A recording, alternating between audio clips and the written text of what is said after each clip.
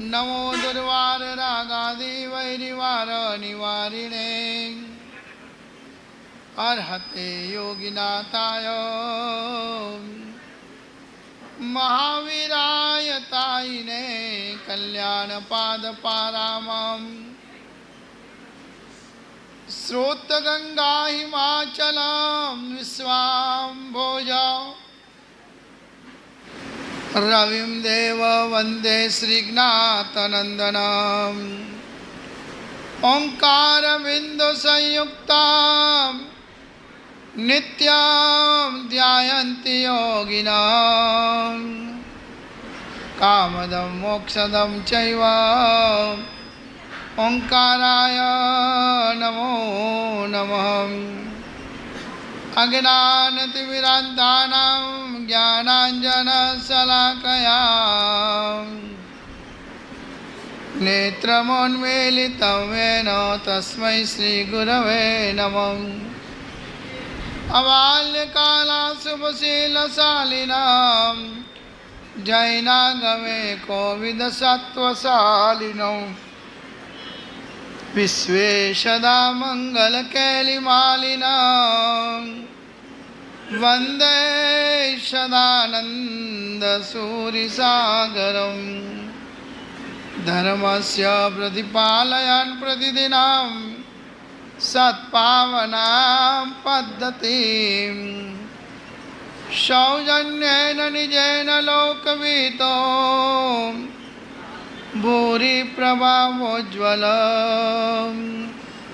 कीर्ति शारदचन्द्रिकामिव परां लोकोत्तरम् अर्जयन् श्रीमद्दर्शनसागरोर्विजयते सद्धर्मसंरक्षकौ सद्धर्मसंरक्षकौ।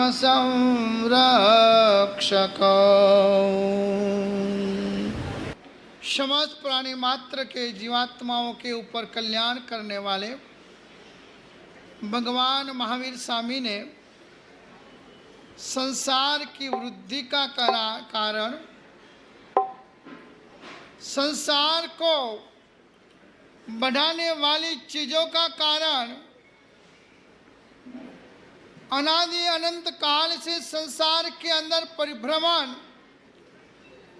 कराने की जिसके अंदर ताकत रही हुई है उन चीजों का बड़ा वर्णन बताते हुए अपन को महापुरुष कह रहे चौहिम ठाणे हिम कोहत्पत्ति सिया। इस संसार के अंदर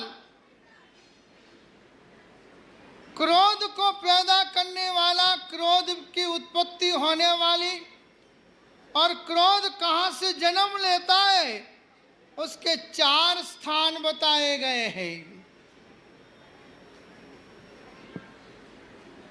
अनादि अनंत काल से प्रसमृति अप्रसमृति अपनी आत्मा की प्रकृति चलती रहती है। प्रसम यानी शांत दिमाग रखकर संसार के व्यवहार और व्यापारों को चलाना।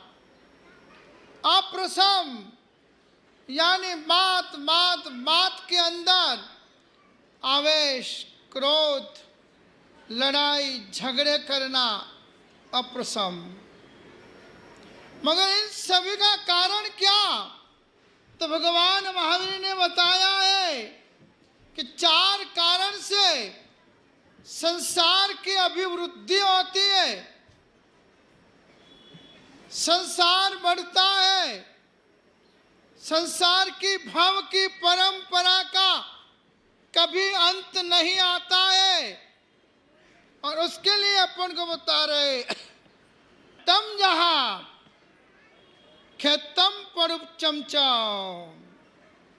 सबसे पहले संसारी आत्मा को, संसारी व्यक्ति को, हर मानव को, मानव जात को यदि संसार का, निष्पत्ति का, लोभ का, संसार वृद्धि और राग द्वेष का यदि कोई कारण हो, भगवान कह रहे हैं चौहिम ठानेहिम कोहम उत्पत्ति सया तम जहा खेतम परुच्च।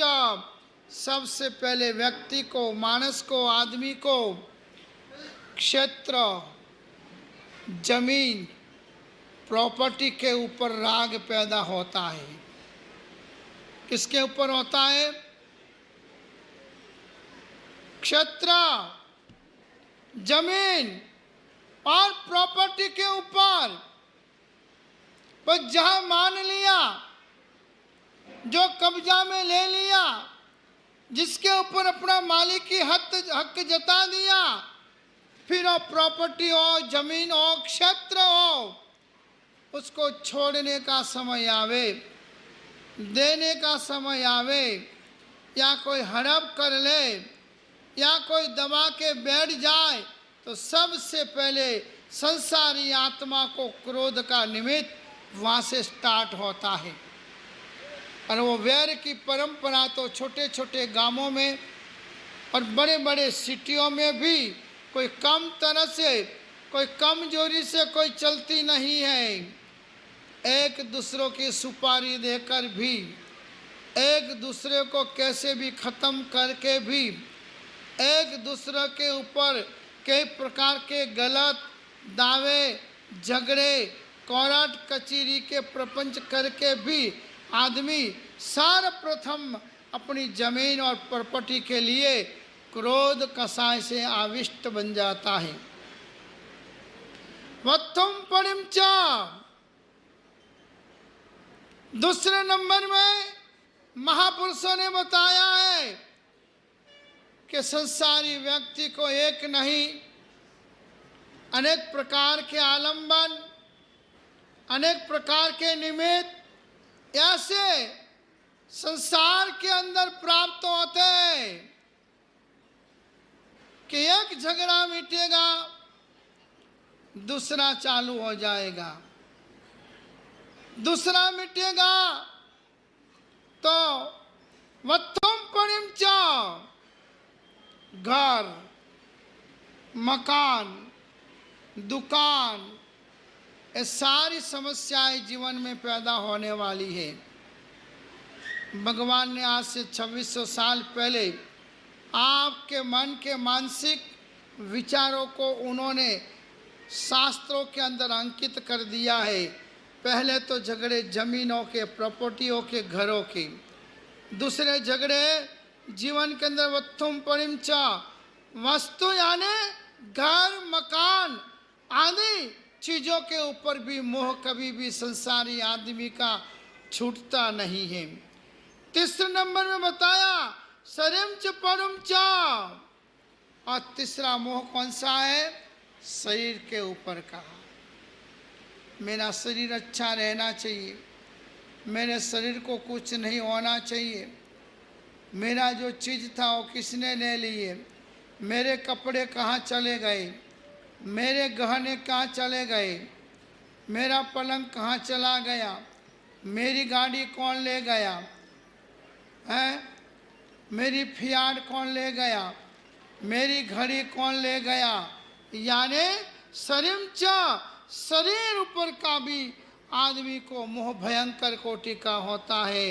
वहीम परुच्च, और इस तरह से संसारी व्यक्ति को चौथा उपधि यानी अनेक प्रकार के किया हुआ जो परिग्रह है, सोने का, चांदी का, हीरे का, दुकान का, गादी तकियों का, वस्तु का, उपकरणों का, इन सारे उपयोगी वस्तुओं के लिए वो व्यक्ति अपने जीवन के अंदर अपनी दृष्टिकोण को बदल नहीं सकता है। इसलिए इन चीज़ों के लिए वो क्रोध में रहता है। इसलिए महापुरुषों ने कहा कि यह तो शास्त्र की बात बताई कि जिनके अंदर प्रॉपर्टी, घर, मकान, शरीर और साधन, ये चार चीज़ें संसारी आत्मा को जब से जन्म लिया तब से उसके पीछे पीछे बराबर आसक्त भाव से पड़ी हुई रहती है। मगर वर्तमान में महापुरुषों ने क्रोध के 5 कारण बताए हैं। दुर्वचन, कोई कठोर वचन कह दे, कोई गाली बोल दे, क्षमता भाव नहीं हो, शांति ना हो, यहाँ पर बर्फ न रखा हो, यहाँ पर शक्कर न रखी हो, तो फिर भी अपने जीवन के अंदर क्रोध का निमित्त, क्रोध का अवसर और क्रोध के लिए अपन लालायित बन जाते हैं। इसलिए वर्तमान के 5 चीज बताइए। दुर्वचन, कभी भी बोल सको ने तो अच्छा बोलना, दुर्वचन मत बोलना। और बोलो तब सोचो कि मेरी उम्र क्या है, जिनको मैं बोल रहा हूँ उनकी उम्र क्या है, मेरी हैसियत क्या है, सामने वालों की हैसियत क्या है। यह यदि नहीं सोचोगे तो सामाजिक मर्यादा का भंग हो जाएगा, संघ की व्यवस्थाओं का भंग हो जाएगा, और कोई नेता नहीं ने कोई बड़ा नहीं, सब एक समान, ऐसा समाज कभी आगे पनपता नहीं है। इसलिए दुर्वचन कभी नहीं बोलना।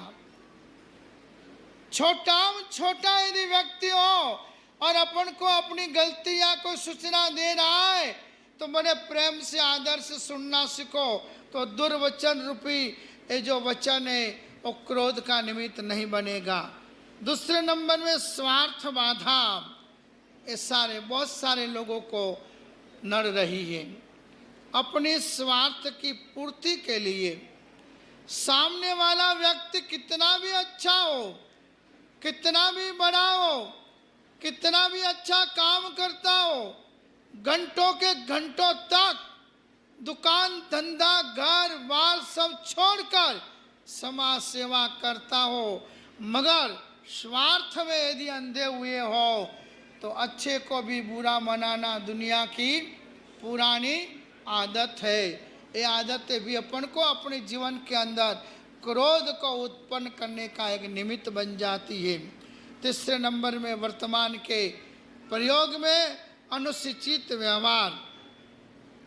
अनुचित व्यवहार यानी अपमानजनक व्यवहार, यानी अहम को चोट लगे ऐसे वचन कभी भी गलत, कभी भी कड़वे वचन किसी भी व्यक्ति को मत बोलो। यदि आपको क्रोध को कंट्रोल करना है तो कारण के क्रोध का क्या फल है, क्रोध क्या नुकसान करता, मैंने गए रविवार को बताया है कि साधु घणो तपियो हतो ने धरतो मन वैराग, शिष्य ना क्रोध थकी थयो चंड कोशियो नाक। वो 2 साधु इतने भयंकर कोटि के तपस्वी थे कि जिनके मुंह में से वचन निकला, वर्ष मेघ कुणालायाम, है बरसात कुणाला नगरी में बरस, दिनानी 10 पंच चा। दूसरे साधु ने कहा 15 दिन तक बरस। दूसरे साधु ने वापस बोला यथा रात्रो तथा दिवसो, रात और दिवस बरसो।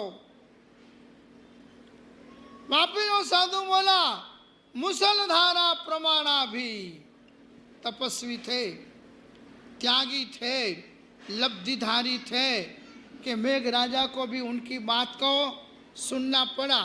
बरसना चालू किया, 15 दिन तक बरसा है, रात और दिन बरसा। छेले मुनि ने बोला मुसलधारा भी। क्या हुआ नतीजा? पूरा गांव बह गया, साधु बह गए, संघ और समाज बह गया। क्या बचा? कुछ नहीं बचा। एक क्रोध का परिणाम विनाश होता है, एक क्रोध का परिणाम प्रेम का विनाश होता है, एक क्रोध का परिणाम मैत्री का विच्छेद होता है, एक क्रोध का परिणाम दोस्ती खत्म हो जाती है, एक क्रोध का परिणाम आप भाई भाई नहीं रह सकते हो मगर दुश्मन बनकर आमने सामने आप खड़े रहते हो।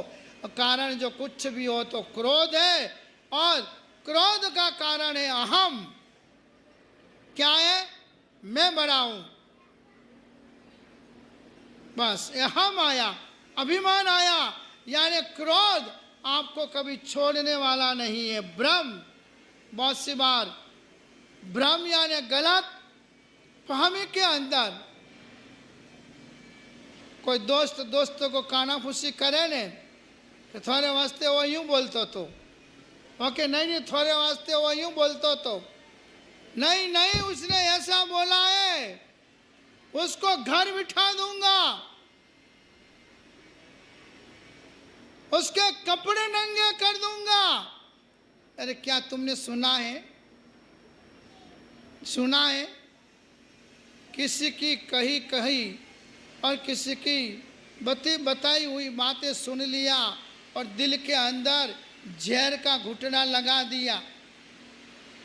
क्या वो कहने वाला व्यक्ति केवल ज्ञानी है? क्या वो कहने वाला व्यक्ति भगवान का परम भक्त है? क्या वो कहने वाला व्यक्ति 2 टाइम प्रतिक्रमण करता है? क्या वो कहने वाला व्यक्ति परमात्मा का भक्त और गुरु का भक्त है? नहीं है। तो ऐसे बदमाशों की बात कभी मत सुनो। जिनके दिल और दिमाग के अंदर विष भरा होता है, वैमनस्य भरा होता है, समाज के अंदर अपना उल्लू सीधा करना होता है, वैसे लोग बनी बनाई बातें यहाँ से वहाँ और वहाँ से यहाँ कान में फूंकते रहते हैं। और कच्चे कान के व्यक्ति बस हाँ मुझे बोल दिया, इसलिए यहाँ कहा चौथे नंबर में भ्रम यानी गलत फहमी की बातों में कभी मत आओ। अरस परस डायरेक्ट मिल लो। मेरे लिए आपको किसी ने कहा कि चंद्रानंद जी ऐसे बोले हैं, डायरेक्ट आके मिल के समाधान करो। मगर समाधान नहीं करोगे ने तो आपके दिल में वही रहेगा जो जहर दिमाग में कानों में डाला है वो। और जिस हिसाब से समाज का कल्याण करना है, जिस हिसाब से समाज का उत्थान करना है, वो उत्थान अमुक लोग होने नहीं देंगे।